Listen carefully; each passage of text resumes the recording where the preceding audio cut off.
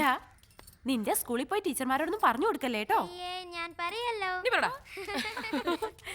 ഞാൻ ശരിക്കും പറഞ്ഞ ഉച്ച കഴിഞ്ഞ് വരായിരുന്നതാ. പക്ഷെ എനിക്കറിയാം ആ സമയത്ത് വന്നാൽ നീ ഇത് പശുവിന്റെ കാടിയിലിടുന്നു. എടി എന്നാ പിന്നെ രാത്രി നിനക്ക് ഇതിരി ചോറുണ്ടാക്കി വെച്ചൂടെ, രാവിലെ എടുത്ത് കഴിക്കാലോ. ആ ഫ്ലാറ്റിലിരുന്ന് കഴിച്ച ഐസവും കിട്ടൂ. പോട്ടെ, നീ വാ. അയ്യോ വേണ്ട വേണ്ട ഇരുന്നോളൂ. വിനു പറഞ്ഞു സൂപ്പർ സ്റ്റാർ ചട്ടിയിൽ ചോറിനുന്ന കാര്യം അല്ലേടാ. സൂര്യ ഞാൻ ഇറങ്ങാ, ഗുരുവായൂർക്ക് ഒരു ചെറിയ ട്രിപ്പുണ്ട്. ശരി. ദേ, സൂര്യ ഒരു ക്ഷണനത്തിന് വന്നതാ. എന്താ ക്ഷണനത്തിന്? ഇടി കഴുത ക്ഷണനമല്ല ക്ഷണം, മനസ്സിലായോ? ദേ ഈ പ്ലാസ്റ്റർ എത്ര ദിവസമായിട്ടിട്ട് മാറ്റാറായില്ല ഇനിയും? മാറ്റാം. ദാ, ഇതാണോ ഇവള് പറഞ്ഞ ക്ഷണനക്കത്ത്? November 5 Sunday. സോണി എവിടെയായിട്ടും പാർട്ണറാ?